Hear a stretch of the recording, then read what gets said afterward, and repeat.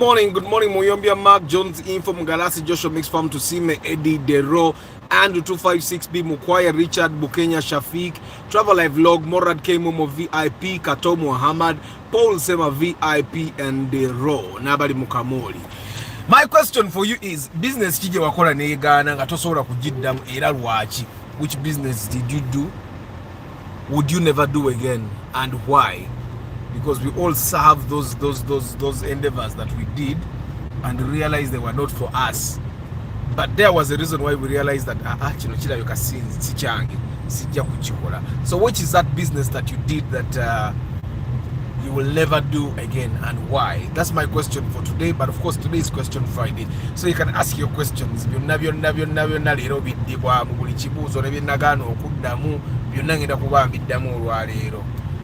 So ask the questions.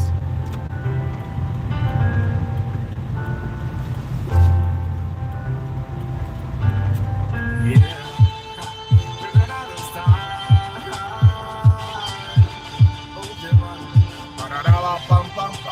I woke up in a good mood. I don't know why I do, but I'm feeling so good, like I want the whole hood. I'm not gonna put on a t-shirt today. Feel like getting me a sweetheart today. I make her smile, I make her laugh. I make her dance, I make her wine. If you feel like getting down, come to me, girl. Feel like touching down, dancing, me, girl. I'll make you want me, make you want me. I'll make you smile. I'll make you feel like. After that, I'll take you to my place where we will play. Honda siara vipo etambula. Ojira bwetambula. Zezo zembagamba emmoroka gyogenda okugula. Ojiraba empira bwegiri egyo maaso. Ogenda tuuka ngoyagala kola suspension nga sente tozisobola. I've told you time and again, don't buy Honda CR-Vs. And if you can avoid all Hondas, please avoid them. They are very expensive with the suspension. Kati mukazi yajivuga ne eringa egenda okuvaako emipiira. Please avoid Hondas, avoid Honda CR-Vs. They are very reliable cars. Etambula kati ogiraba ekongojja naye egenda. But entambula gyetambulamu osabiza gya traffic alina kugikwata ne bagiteeka ku police. It's unsafe for the person driving and for other road users.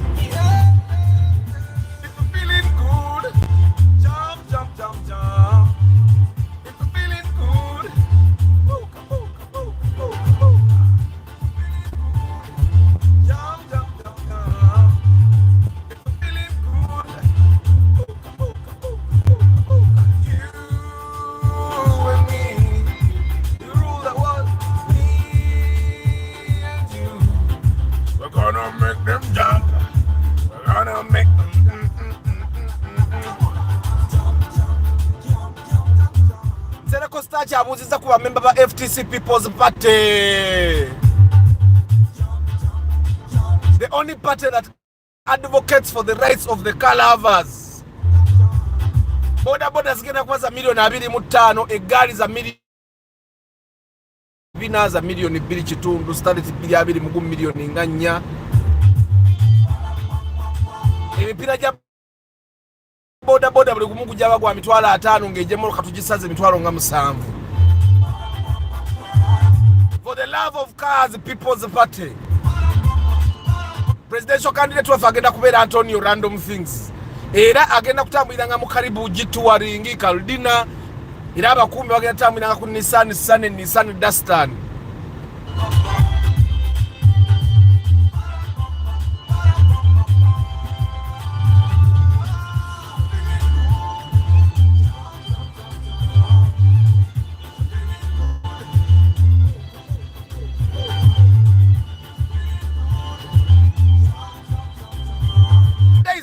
Friday, so you guys ask your questions and what is that one business you'll never do again, and why will you never do that business again?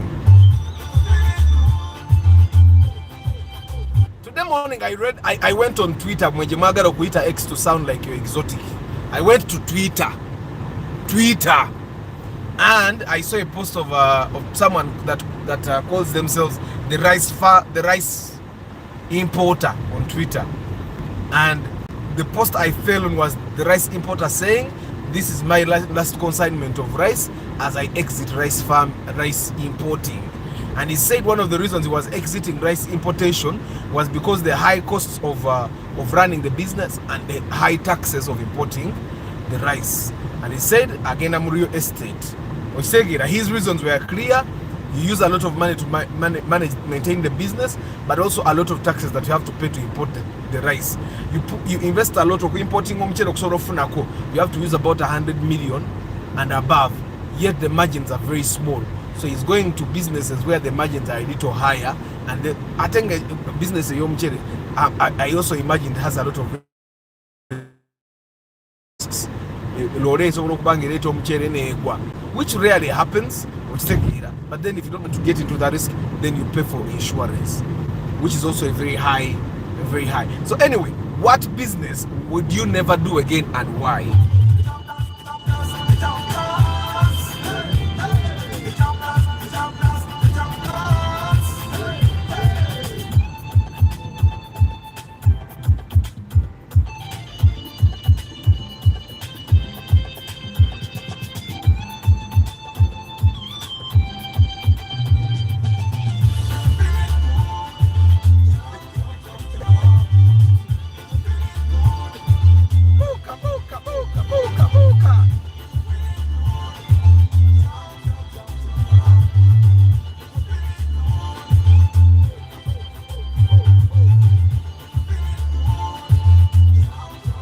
I'm slowing down intentionally. Msalikuwa kuna kumuroka ze batomeza wano ka police ka wano eyo Kigege au makati ga Kigege ne Kigege waliwo vitizi waliwo primo old model waliwo vitizi eyo RAV4 eyo Kosa ise Subaru Maka Tumusota Pajero Karina recently wanatwala wa Spacio around here neyo like kanyini yagitwala.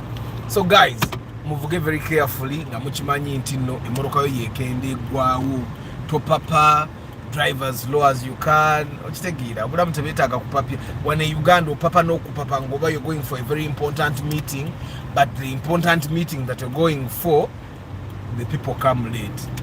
You get it? There are so many times that we have treated things as important, yet the people we are treating as important treated us like we are second class citizens. So topapa. And if you have to be somewhere in time, please koze so wangu kera. I think that's the best thing to say. Kera oba siche chopangisa rojo obeko wosula osobola okukera bobola banga okukera kuna kuwo obuzibu. You get it? And I think that's basically how things should be. Tuleme kubeera nti tupapanga mukupapa ofirwa bingi. Ojja kufiirwa obudde ofiirwe sente ne moroka ereme kuddamu kuwoomera anti ng'ogitomeza okitegeera. So maintain the speed limits, and when you're on a Maram road, your goal should be to go at not more than 40 kilometers per hour, because on a Maram road past 40 kilometers per hour you're overspeeding. Take it there. So today is Question Friday. You guys can ask your questions. Nange change muchirawe, which business will you never do again and why?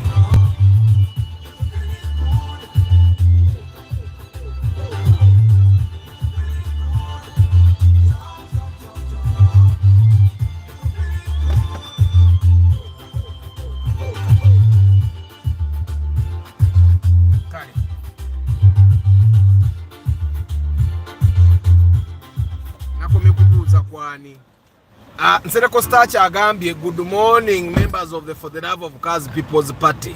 Mr. President Antonio Sa, General Secretary Mr. Arthur wotulanga muroka empyosi kumusipi. Tutwina abantu betutwala kwe. Gaba bwatu atula muroka na roza ali mu taxi. And all cabinet members, greetings from yours truly Mr. Starch, head of events. Bruno Isingoma, Edwin Mugerwa. I will never open a boutique in rural area. Edwin Chechari boutique in rural area. Nathan, good morning. Timothy Wodiana, good morning. Sedeko Starch, thanks for the topical discussions. Well, Mr. Arthur, my entire life has been events, because even in our family, my mom is a florist. My koja was a chef at Serena Africana, now Iceland. So I'm in events. Wakoda boutique muchalo. Arthur, my question, please, I need a wish. My budget is 20 million. You can get. Ojja kufuna bwoyongerako emiliyoni nga If you add like 4 million, you can even get a Valvematic. Which again, it won't be new until you kujanga to yagala Valvematic you kandabe mpitewa kandege one. Oyinza okujanga ato yagala wish ku UBP. You can't get a UBP at 24, but you definitely get at 24. You can get a Valvematic. Which again, at 24 you can get a Valvematic. Bashir Mukadazi, good morning. Kayongo Vianney, good morning. And you guys, my prophecy ku TikTok, my prophecy ku Morokenka. Did you see the comments? Did you see how many people are giving testimony on what I said? Some people have said I'm a true prophet. Jokes. You guys, you are blaspheming. How do you say the word prophet? So, question Friday, guys. My question is, what business will you never do, and why will you never do it again? What a kukwalwe nsonga kati songa cheyo jogendo ka siri damukola business because yankola kino na kino walina okubaawo ki business kye yakkola olime kutandika kwogerera business bubi kati oyo w'omukyera agambye on Twitter tagenda omukyera aguvuddemu ayingira real estate. As a matter of fact, the guy said there were people here that were saying that buying agro foods in agro product in bulk and reselling is one of the things that people should be doing. Ono guy yagambi tadam agro foods, agro products taddayo abikoye akoyo koliranga taxman n'abantu abalala yenga ye agamba abadde talina kyafuna mu kiryawo naba primo ya purple. Like, how do you go and buy a purple car? Yeah, how? Kati Arthur Kibina yandi kunywedde etya singa gy'obadde ovuga. Amazima Kibina yo yakuvuga ng'embeera eganye mbabuulira nga bwe nzize bagamba nze naye ate kati embeera bwegaana ennyo nvuga 10 ekyo Kibina enywamu kubaka Kibina ezisinga za 2,000 naye ya 1,800 ebenywa because it's EFI. Kyali badde kirungi kati if you're looking for a car that doesn't consume mweze motoka nkadde gula 10 starlet kosa abwotyo. Kayongo Vianney naye Arthur FTC pate tesula company ndala ku pricing eyo. Tugenda kusala omusoro products ze motoka zonna kati side mira gyogula emitwalo 5 ojja kuposa ologifuna ku 15. Tugenda kola ne price regulation mu products ze motoka. Tugenda kola price regulation. The goal is to reduce the pitches. I will never do forex trading again, Mr. Arthur. Of late, I feel Timothy, you need to tell us about forex trading. You don't just put it out there. You need to tell us why. What happened? Me, I know someone who went and like put money somewhere on the internet, got some profit, then decided they wanted to go big. They borrowed from everyone they could borrow from, and they went big in the business. When they went big, kumbe even the other winners were winning big. They won all the money and they took all the money. It ended in tears. As I'm speaking, they might be crying even now. So Timothy, you tell us what happened with forex trading, so that the other people that are thinking of getting into forex trading, they know what to do. Mr. Arthur, of late I've fallen in love with the Mazda XCX5. What's your take? Are all Mazdas really reliable? Mazda cars are not bad. You guys need to understand one thing, that some cars can actually be reliable. Like a Mazda can be a reliable car, but the day it dies, the day, like one way Moroke Zimunga, it doesn't disturb you until it starts. That the moment that car starts disturbing you, yeah, you would even want to cry. You get it? Eh? So there are certain cars that we should try as much as possible to avoid, especially Woboche. But the fact that you want to buy a CX5, it means you have money is not the problem. So you can go ahead and buy. Mazdas are good cars, they're Japanese cars.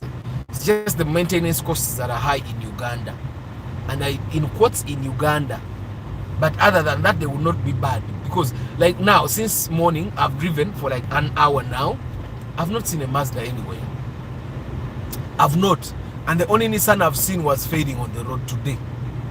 But I've seen Pajeros. Like there's a black Pajero ahead of us. I've seen a lot of Subarus. I've seen a lot of Toyotas, but I've not seen a Mazda since morning. Katate ndi bukoto toyinza gamba nti ewaffe mu kyalo gye nvugira tezijja kubaayo, ndi bukoto saawe. So I'm waiting to see a Mazda. I've seen a Volkswagen Touareg, yeah, I've seen a Renault Duster, you get it. So but I'm waiting to see a Mazda, any kind of Mazda. What when Mazda abana bebagula ngennyo, the Mazda Antenzas, those ones babigula nombungi naye kati byonna tewaliwo n'ekimu ku kkubo okujjako ebipyera bibakajjayo mu bondi okitegeera. That should tell you something about Mazdas, that it will disturb you until you give it up okitegeera. So me, yes, the Mazda is a very good car, but you should have a reason as to why you want to buy the Mazda. Good morning, Arthur. Compare Toyota Rush 2008, Toyota RAV4 Short 2008 in terms of fuel. Guys, you comparing 2007 RAV4 to a Toyota Rush, you're doing yourself all RAV4s are 2 liters and 2 liters and 2.4 liters. The Rush is 1.5. Obviously, but I would not buy a Rush. Sikako agara SUV etanyo. Karashi, all the Karashi is a very small car. It looks like it. I would not buy a Rush. Musema Saddam, good morning. Antonio Random Things VIP. Katinzali me 3 acres of rice and my harvest and near and the Satya. Go jaguza balala. Ye yagambi taguddamu. Good morning, everyone. Arthur, what are some of the things you must check or have in a car when going for long distance trips? Now, you know, akantu kanga wano kembadde njagala okubaguza mitwalo na wali badinako mu motoka. Kaliko jump starter, kaliko ne pressure, ne bagita bateno, compressor, epikomo kamipira. That's one thing. Then you are covered with the battery, you're covered with pressure.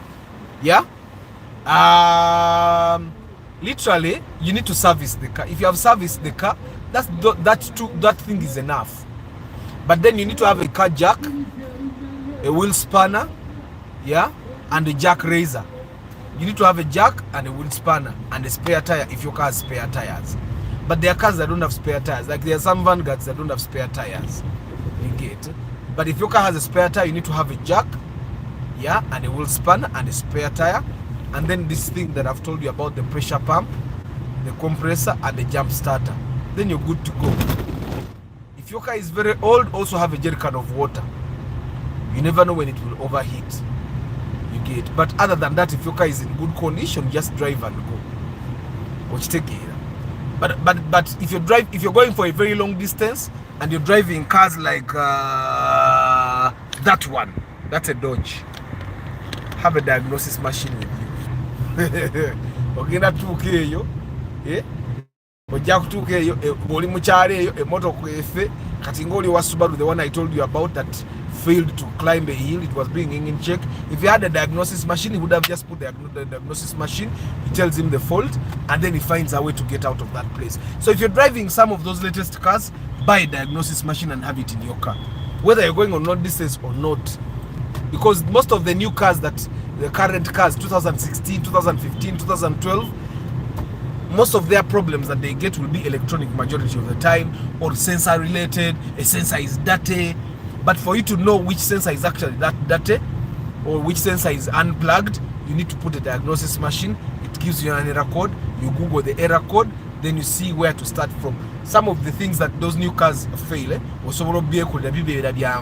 but you need a diagnosis machine. So for you guys, those OBD2 scanners, buy them. They're not very expensive. I'll never do mobile money business. The good business is full of fraudsters. Oh, Bambi. Hustling CEO is the first person that has given us the reason. You guys give us reasons when you tell us what business you will never do. And of course, it's Question Friday. We are all allowed to ask questions. Chokaba nange mbuze mbadde nyina kuyita side zeri kandabe kuba map ngenda Lugogo. You guys, did you hear about the taxi that is electric? That is what I'm going to review now, if they allow me to review it. Omanyi, one of the reasons why I don't do some reviews is because you want to review a car for the good of the public. Naye ate omuntu atandika kugamba kati tosobola kunanga. So that's why some of the reviews I don't do. But I'm going to today I want to review. There is a taxi, electric taxi 10-seater that was brought into the country. I want to go look at it and probably do a review and publish it later on. Yeah. Good morning, Arthur and everyone. What are some of okay, long distance? Sammy, good morning, guys. Question Friday. Ask your questions. Nange ndababuziza mulabiri not Leticia. Unalika yava Bungereza. But the people that drive those Renault cars, most of them babera bava kucheye ebwere Bungereza. Kati nga abadde avuga akamoroka ka Renault nga akalaba kalimira yebo n'akalajja n'akagula wano until it does functions on him, because that one it will do functions anytime, because anytime now it is doing. Ezo Renault tezibambi tefa bweba tenafa ojivuga ne weyagala obuvuga moroka. But when it starts bringing you trouble, that's when you know that nobody can stop reggae. Because whatever, one thing about those exotic cars, those rare cars, I don't want to call them exotic, those rare cars, is that when it starts crashing, mechanics will gamble with it too much.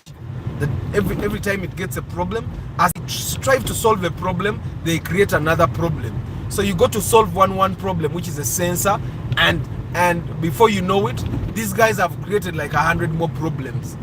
Before you know it, the engine has also blown. What's the gate, eh? And by the time you bring a new engine to put it in the car, the gearbox is dead. Gearbox. That's why people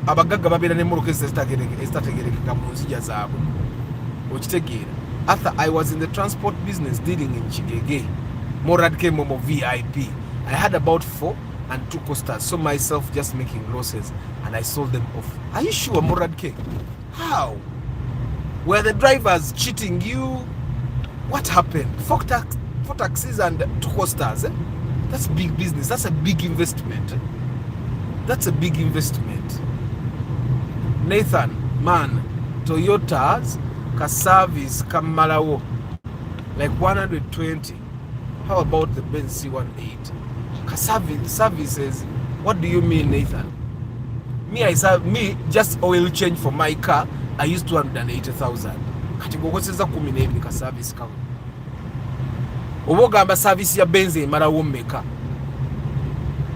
Service ya Benz.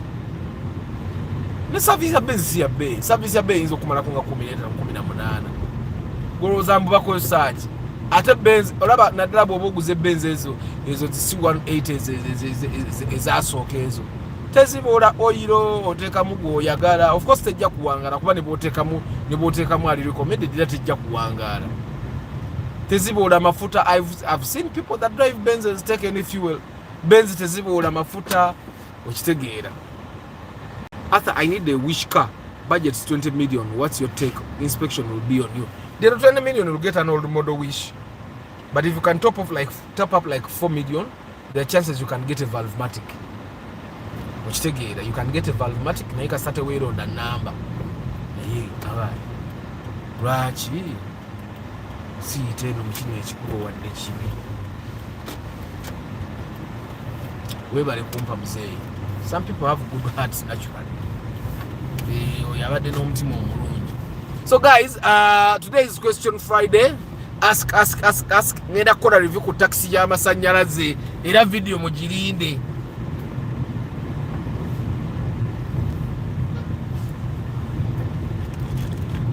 Ngenda kukola review ku taxi y'amasannyalaze era video mukoleeki. Mubeere nga mugirinda. Bakama baffe mubalabye bwe bavuga. Mubalabye bakama baffe kadde weewunya lwaki teyake. He got training to wake up early. Why didn't he wake up early? Because training yonna gye twasasulira ngaffe ba citizen. Training yatufa bufi. So guys, ask your questions. It's question Friday. My question is, what business will you never do and why? What happened? This would be a very good lesson for other people that are probably planning to enter that business. So that kanisani not mukalabi. Kalabi kafanana mu space. Just ekizibu kyako kiri kimu. Maintenance yako telinga ya space, telinga ya BTs, telinga ya rakitis. You cough through the nose to maintain it. So I'm going to check out something here once you know. Then I'll go do my review of a taxi. So broadcasting energy malida one. You guys, you remember Lugogo? Awabanga wave yesu. Wow. Of course kata awabera o si wabera faneru. Wabedanga wave yesu bo awabedanga o tenti ya Coca-Cola mujira mu abana ababanga ne sente. Tenti ya Coca-Cola mujirabye. Umwagenda ngane munywa soda. Femuna etwalya ice cream we bitano. Waka vera gwe bateka kavera kati. Ngaludengo walingo omuzigo omuganda. Fugwe twalyanga. Yalinga wa bitano yalinga wa bibiri oba bisatu at that time. Yalinga wa bibiri oba bisatu at that time. Mujjukira Lugogo banango bamba lambuzi muko. Simanya faneru wa leero. Kati waliwo namwe abali mu senior wano nga munywa Uganda waraji tenti ya manugida. Twasumanga n'abaana nga munange banywa waraji. And of course there were some of us who could not afford to go to the boats that were here. Mubujjukira obwato bwa wano. Obwato bwawo. Mwaka akaninkiri. Akako ngane mujja ne musamba bwe muti. Kai, the broadcast yankangi malide wano ku beach ya Lugogo. So today's question Friday, guys. You can ask the questions, I will answer. Nabara bajja kuddamu ababimanyi. And of course you guys also need to share with us the one business you'll never do and why you'll never do it. Good morning, Council Patrick Asiku. Lucky Mose is saying there is an incident where the seller of the car leaves the car tracker in the sold car and keeps one spare keys, continue to track the car and steals it again. Our society is dishonest. Katife, if you buy a radio from me, for example, or you buy stuff from me, normally we check for those trackers netuzijjamu because tuziraba abamu tubiraba ne tabagamba na bagamba. Sometimes arabye nvuddemu sivuddemu yamalako emirembe. So anyway,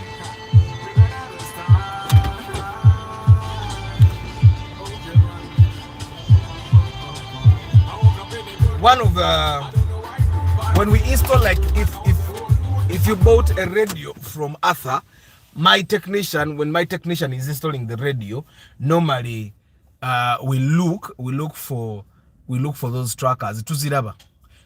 Sometimes that's why when you come to install things with me, my technicians take some time because abantu batekamu tracker, but somehow we know where these trackers are hidden. And sometimes when we install our own trackers, we find trackers. You don't want someone to keep tracking your car. And they do. Asigaraji tracking. Bwasobola okugigwako najja n'agigwako n'akolachi. Yina atwali motoka ye. Okitegeera. So and the world is unfair. You guys might be there thinking that goro kuba weeyisa mu ngeri ennungi n'abaana balina kweyisa mu ngeri ennungi. People don't think like that. Some people omutima omubi guba mubi bubi. Okitegeera. Good morning, Council Patrick Asiku. Personally, I did mobile money back then when it was still a thing, and I'll never do it again. So many risks with little gains. Ether Energy, good morning. Diof Agamba, good morning. Arthur, yes, good morning. Antonio Mukwaya Richard, Arthur, professor yabadde nnungi nnyo. Professor yo mwalabye, some people are already giving testimony. Bridget Kakai, how are you? Mobile money, the pressure for loading float those days. Business like mobile money commission engeri gye bamwogera alabikanga mutono nnyo. I had 3 fish ponds, but I advise people on this platform never to invest in fish ponds. Why? 3 fish ponds kati senga gwe ya leero mugimanyi, those guys that sell fish senga gwe ya leero. People in the village think original is only in Kampala. They rather spend more in transport than buying from you. So I was always forced to cut prices to make sales. Edwin, sorry. So no boutique in the village. Muchi wulidde. Africa Karota, good morning. Musema Saddam. Arthur, can we get Chikumi in manual at 5 and are the spares still there? Spare wezirina is a bay mukubaka tezira bikanyo, but Chikumi in manual at 5, definitely. Ojajifuna. Sijak gamanti ojifuna immediately, but you will get it. You will get it. Na ye, manual ya Chikumi ya manual. Tojajitu nanga manual Chikumi automatic. When it comes for it, time for you to sell. Nebo no lindo otia. Abantu abagula manual tweronda era tujja kugula raisi. So that's probably something you need to know. I will never do farming as well. I opened up a piggery farm back then. My uncle got jealous and poisoned my animals. One pig survived and was stolen as well. As a F6 vacuist, I got so... Why are you still calling him uncle? The world is evil, man. The world is evil. Like, how does an old man get jealous of a young person? I tell people, I find that one thing we should learn is that every time they progress, that's less people that will beg you. That's less people that will come to sleep at your house. That's less people that will ask for a ride. That's less people that will ask for your phone to call their people. You get?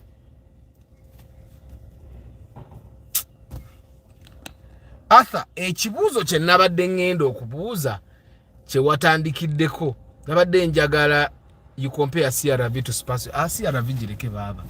Gwe togirabe CRV nti ebadde emipiira giringa egyagala ovaako.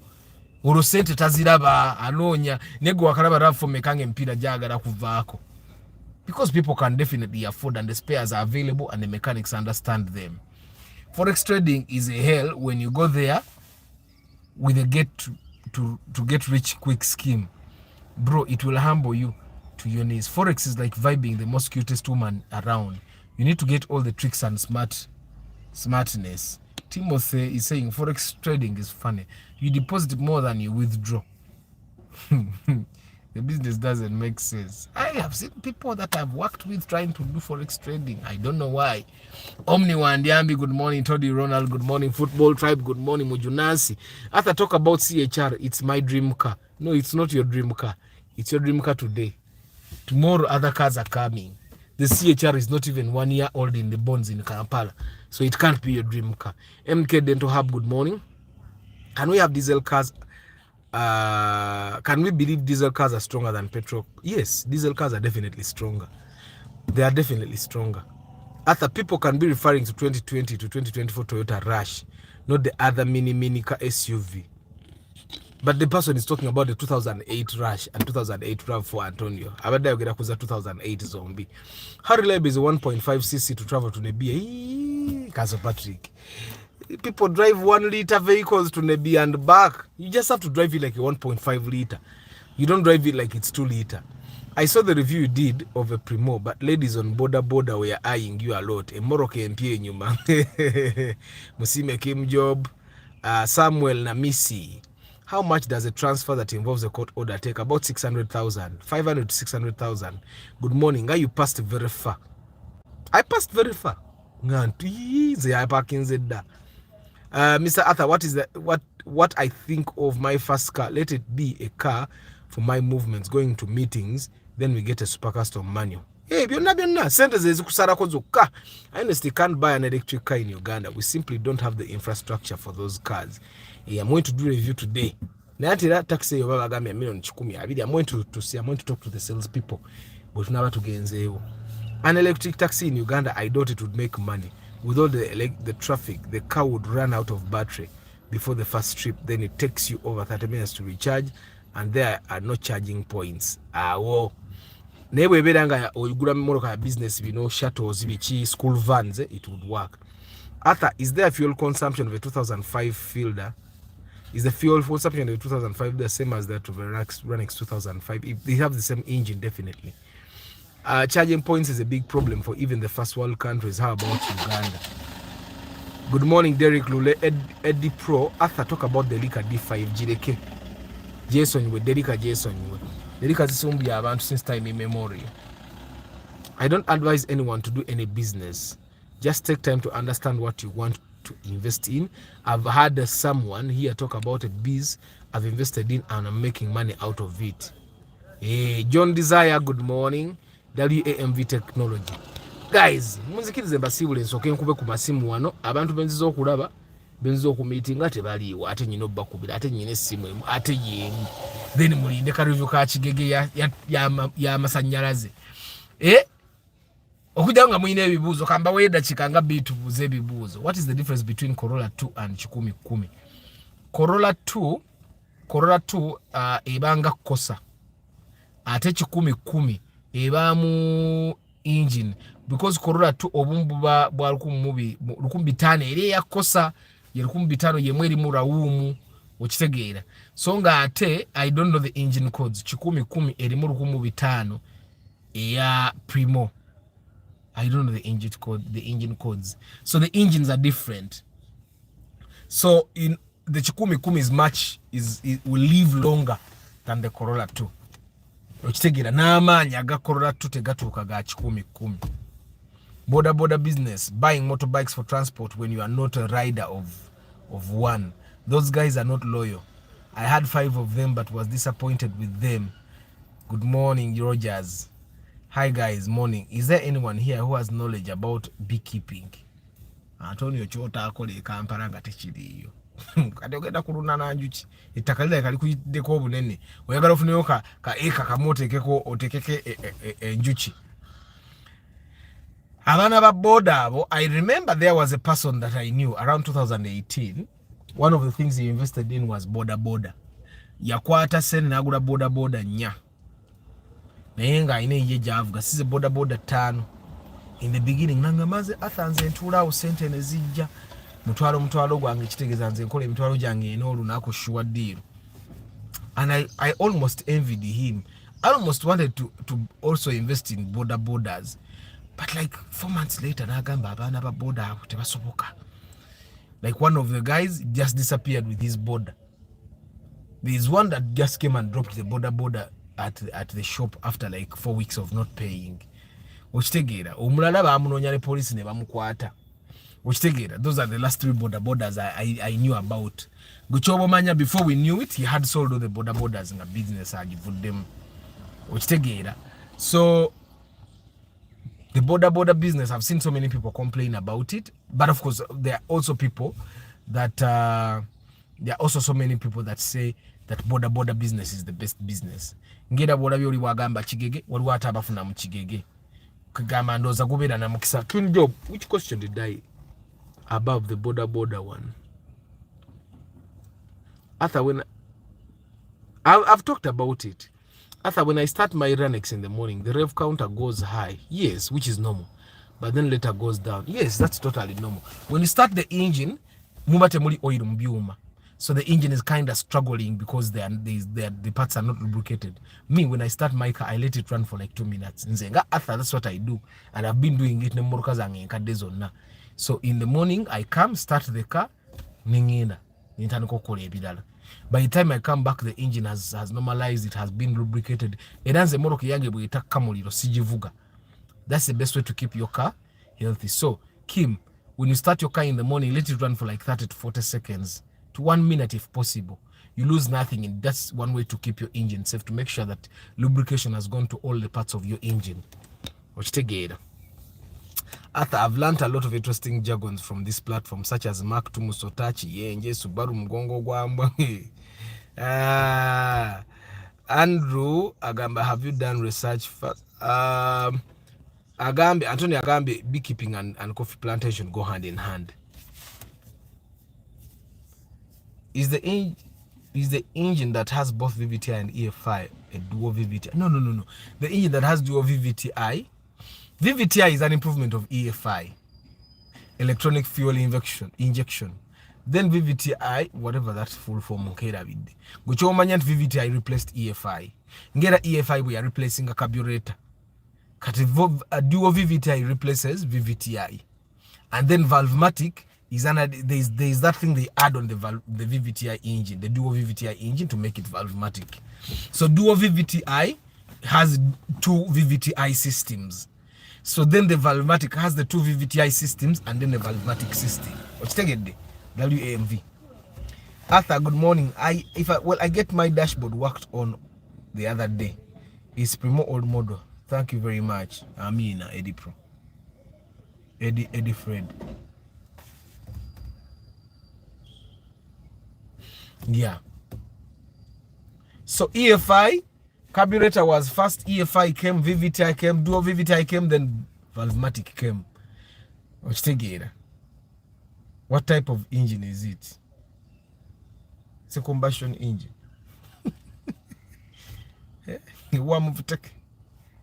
It's a combustion engine.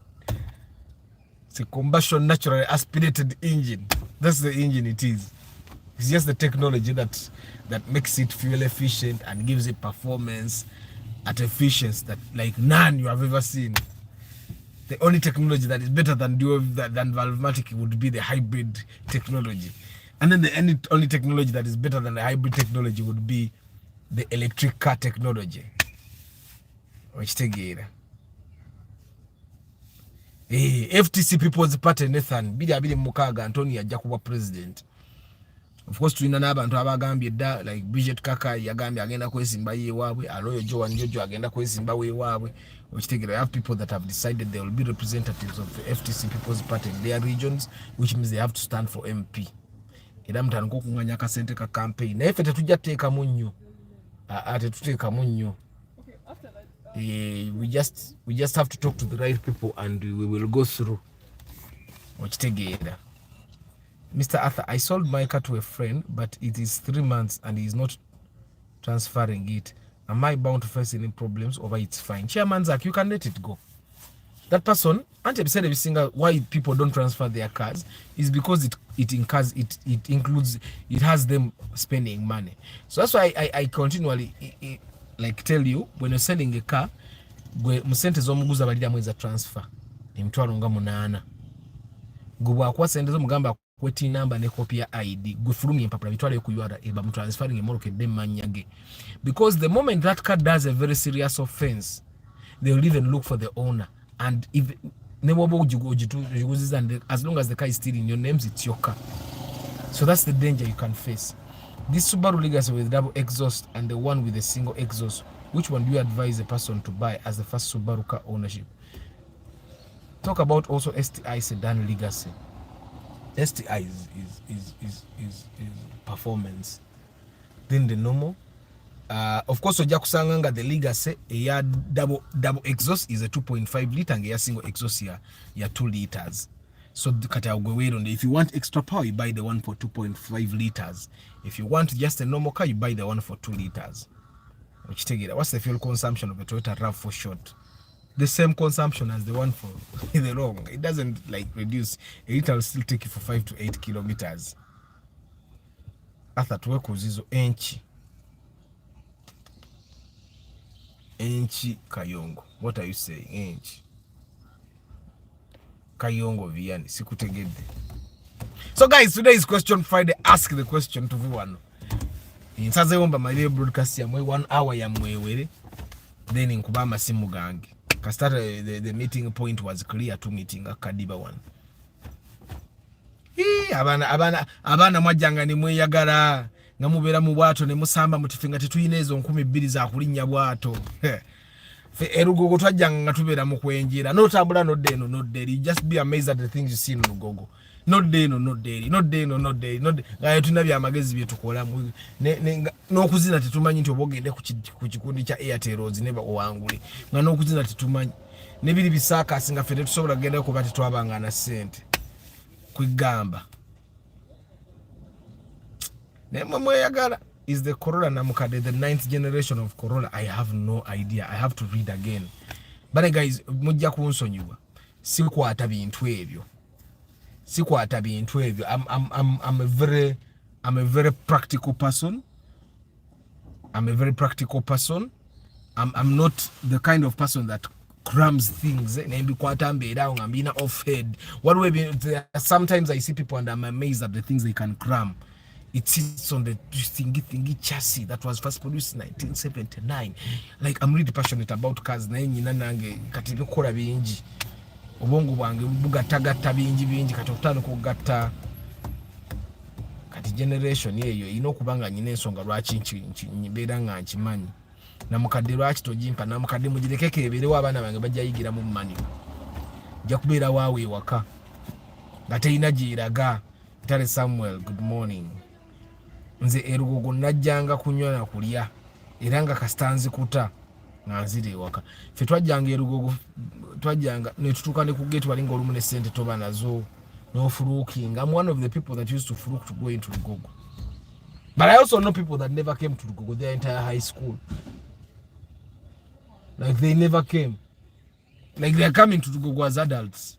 I know some people. But it's not like coming to Rugogo was a thing of success. But some of us, we came to Rugogo even when we didn't have money. Tanikoba Sibura. Muyombia Mark Jones in from Galasi Joshua Mix Farm to Sime Eddie Dero 256B Mukwaya Richard Bukenya Shafik Travel Live Vlog Morad K Momo VIP Kato Muhammad Paul Sema VIP Dero Nsereko Stach Bruno Insingoma Edwin Mugerwa Nathan Timothy Wadiana Nsereko Stach Triple M Bashir Mukaraz Kayongo Viani Sebugwa Medi Mujunansi Michael Musema Saddam Andrew Random Antonio Random Things VIP Daniel Shimo Hustling CEO Sami Morad K Momo VIP Nathan Lucky Mose Council Patrick Asiku Sami Ether Energy Diof Innocent Mukwaya Richard Brijay Kakai Edwin Mugerwa Africa Karota John Akiki Sami a big artist Omni Wandiambi Football Tribe Mujunansi Michael MK Dental Hub Ben Kako Sime Kim Job Omni Wandiambi Samuel Namisi Eddie Aniku Seith Kagaba Derek Lule Eddie Pro John Desire WAMV Technology Charisima Rogers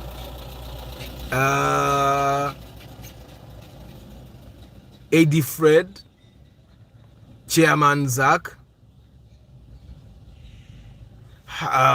muloza siba mazeeyo no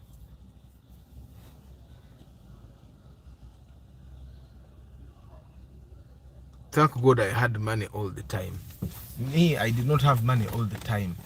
I can't thank him. Field work nafumbanga pirao and I could sell it ozanya. By the way, Mr. Arthur, I did also outside catering era. Na hata starch tutetenkanyiza na ife tuina wetu watu kangani tubivako ntugama katubere umunsi. We shall enjoy in the future. Nego wafumbanga negundi. Variable valve timing with intelligence. Yes. Gwe starch wafumbanga no mchele no gutundo sobola okubeerawo. Fitu afubanga kulabanga abasomesa bachali baffe ne batwala ntulambule eyo ebitatu yambanga kulaba je basimba amajani ebimu ku bintu ebitayamba bantu okulaba nti let's go for a tour tulabe contours ebibuzo nsimusabi kola na mu kibiina nzisimanyo ba geography nakola waliwo paper ya geography paper ya geography ya plains eyo je bakuba ebintu ebiti ebyensozi ebyo ne baga what type of mountain is this so you don't know zesimanyina bwe nayita bannange zine ebintu kati byendowoozo bannayita antya because the way I cannot cram high school was all about cramming era kati CIM yakyusiza the examination format kati the examinations are not like they are not assignment based. You just go into a paper on a computer and you do objectives awenjagala awo because I will be gano barakanem kanabiri baba experience based anything events outside catering sound deco ushering lights. I'm now mastering events planning. Kati gochira kai family yo omusayi gwa mwegule yo mu events kati for musayi gwa for bagulaga wa mutabani bange sibalaba yo mu music sibala yo mu katemba sinna balaba yo. I still have to figure out. Yesterday I was talking to my sons. Nazeyo nentula nabo nenjogera nabo. I posted their cartoon on the computer. And then we talked. Then Then Ragnar was starting the computer. And I told you, you're still talking to your dad. Why are you starting the computer? And then they kept quiet. We talked. And then Aban asked Daddy, are we done? And then he said no. I said no, we are still talking. We talked. And then afterwards, Aban said, okay, Daddy, bye. Like he really wanted to watch his cartoon. Abana bakula oyina wotuka nga bakwesibako notuka nga tebakyakwesibako nga baagala obaviire ng'obeesibako bwesibi kireka kompyuta nyina sooka ngikweka embanyumyemukko nange kumala olunaku lulamba tuloke tumale tugikomyewo. Mwana ngambye bye daddy bye. When we were young, kana kadiba karabika nganga kanene. Was it because we were small? Look at it. It's not even 50 by 100. I think it's like take away the chikumi. Kalinga atano kwa atano. But now it looks small. Munange Nathan, I became the problem. Wenti. Omuntu gwe mbadde nyino sisinkana no nga tajja. Njagala genda erikola review ku motoka y'amasannyalaze taxi. Abagala okugula taxi tomanya munaagula ezo. Aba school van munaagula ezo. One of the reasons why I don't do reviews on cars that you see in special is because omuntu ogenda okukola review ate n'atandika nanga nze ebyo sibikola. Bw'oba oyagala nkulangisa sula kibeere kiriya buli muntu akimanye nti wansasudde nkulange nigwe tosobola kuŋŋamba nanga nkulangirewo ng'ompadde just motoka gye mba nkolako review. Guys, lwaki sibasiibula? Omukama abampeera omukisa. I'll see you tomorrow evening. Electric taxi eyinza okukola emikolo era kituufu. Hey Arthur, good morning. What's the current price of a bit from the bond now? 23, 24, 25. Waliyo neza 35. Nze HM could call me while in class and sharp nenkola requisition nenfumu. I coordinate sound deco. Nze ate nasoma ne Rachel Namiro the artist. Ningamba ne sente. Guys, munzikize mbasiibule mukama abampeera omukisa. Tomorrow's broadcast will be in the evening. May God bless you. Ciao.